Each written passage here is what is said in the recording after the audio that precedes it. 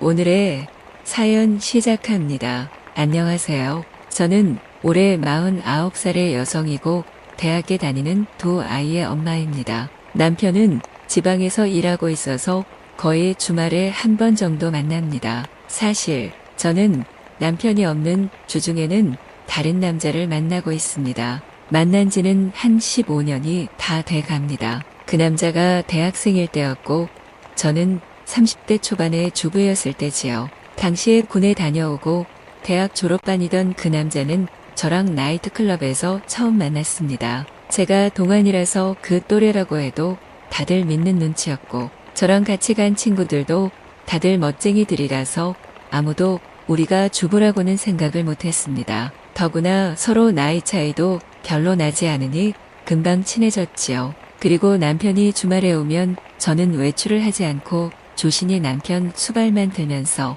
착실한 가정부부인 듯이 15년 넘게 지내왔습니다. 어떻게 보면 그 대학생, 이제는 어엿한 40대 중반을 바라보는 제 남친이 오히려 더 남편 같은 느낌이 들 때도 있습니다. 진짜 남편은 고작 일주일에 하루반을 같이 보내지만 그마저도 일이 바쁠 때는 집에 못 올 때가 많습니다. 그리고 남친과 저는 나머지 요일 중 절반 정도를 함께 보냅니다. 물론 남친에게도 아내와 가족이 있습니다. 우린 애초에 서로를 구속하지 않겠다는 마음으로 서서히 가까워졌고 자연스레 그는 대학을 졸업하고 취직을 하자 나름으로 여자를 만나서 결혼을 했고 가정을 꾸렸습니다. 저는 묵묵히 막내 동생이 커가는 것을 보는 것처럼 그 과정을 덤덤히 지켜보았지요. 때론 남친의 아내가 이상하게 얄미울 때도 있긴 있었습니다. 우리 남편이랑 싸우고 연락이 안 되자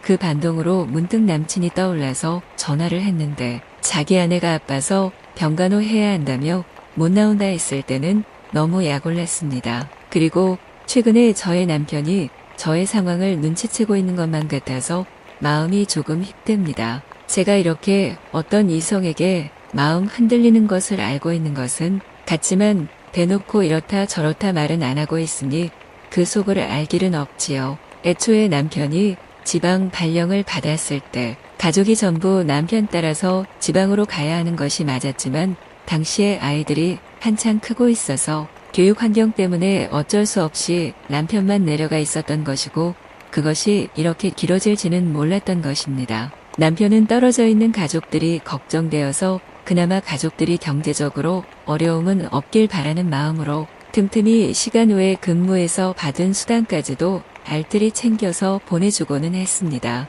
그 모든 것을 가족들에게 다 입금하고 나면 그는 그저 기숙사에서 먹고 자고 하는 일상 외에는 아무것도 하지 못한다는 것을 알면서도 저는 그 돈을 받아서 조금 여유가 있다는 이유로 저의 유흥을 즐겼던 적이 꽤 되었던 것입니다. 물론 남편이 힘들게 일해서 번 돈으로 애들 용돈이나 책값 주고 그 여윳돈으로 제가 술 마시다 만난 사이긴 하지만 연하 남자친구와의 사이도 제게는 너무 중요했습니다. 학창 시절에 올곧게만 지내다가 나중에 나이 들어서 어울린 여자들이 다들 한 가닥씩 놀던 여자들이다 보니 저도 어떻게 하다 자연스레 그 길에 어울리게 되었고 그러면서 연하 남친도 만났던 것이지만 우린 부부 이상으로 마음이 통하는 사이입니다. 나이트클럽에서 친구들과 술을 마시고 있던 대학생 시절에 그의 일행은 우리 아줌마 그룹과 자연스레 합석을 하게 되었고 나이 차가 그다지 많지도 않다 보니까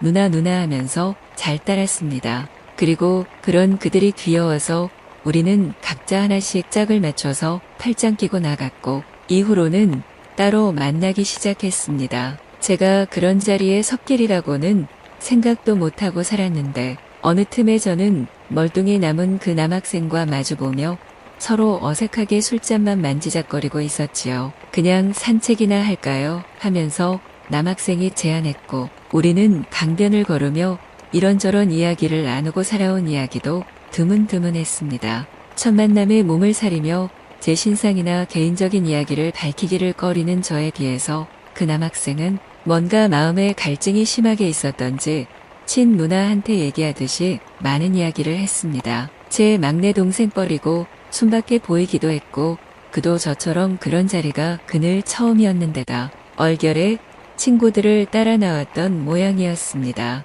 우리는 강변에서 캔맥주를 하나씩 들고서 그의 새엄마가 아버지의 재산을 모두 들고 도망가 버린 이야기와 그가 이복 형제와 몹시 싸운 후에 아버지에게 겁나게 혼나고 울던 기억들을 들었습니다. 저는 제 남편과 결혼하기까지의 이야기를 들려주었습니다. 남편이 저를 차로 친 바람에 병원에 데려다 주었고 가족들과 모두 떨어져 지내느라 간병인이 없던 저를 대신해서 그가 극진이 곁에서 돌봐주며 시작된 연애 이야기를 말이지요. 아주 우연히 사랑은 그렇게 찾아오는 것이라며 저는 방긋 웃었고 그것이 그 남학생과의 인연의 고리가 될 것이라고는 미처 생각을 못했었습니다. 당시에 저는 한창 젊은 30대였고 아직은 가정에 대한 헌신이나 부모로서의 막중한 책무 같은 거룩한 이야기들은 제게 현실적으로 와 닿지 않던 시절이기도 했습니다. 그저 아이가 생겼으니 키워야 한다는 생각,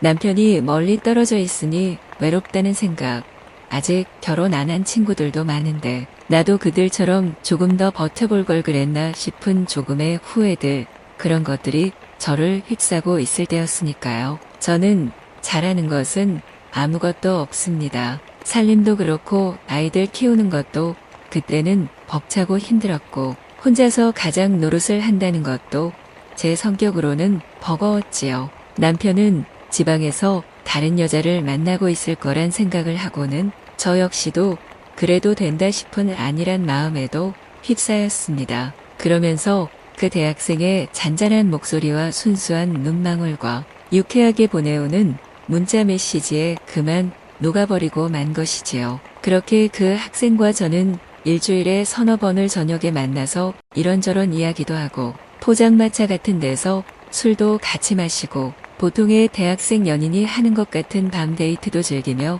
진짜 연인이 된 기분에 젖어 들어갔습니다. 제게는 꽤 큰 일상의 변화였고 활력이 되었으며 그 역시도 자신이 만나고 있던 여자친구와는 다른 기분으로 저를 만나고 있는 듯 했습니다. 눈앞벌 되는 여자와 인생의 고민을 이야기하고 불안한 자신의 미래를 함께 터놓는 시간에 만족하는 느낌이었고요. 결국은 남녀간의 상황이었기에 감정에 너무 깊이 들어가서는 안 된다는 것을 그때 저는 명확히는 몰랐습니다. 물론 지방에 있는 저의 남편은 아직까지도 이 일에 대해서 언급은 안 하지만 눈치는 보이는 상태이고요. 그저 저 혼자 마음속에 간직한 추억이거나 지나가는 어설픈 삶의 흔적일 수도 있겠지요. 앞으로 많은 것들을 더 겪고 할머니가 되어가겠지만 그러기까지는 그만큼의 크고 작은 상처들을 아는 채 저는 지금보다 더 나이 먹어가겠지요. 내일은 남편이 간만에 집으로 오는 날입니다.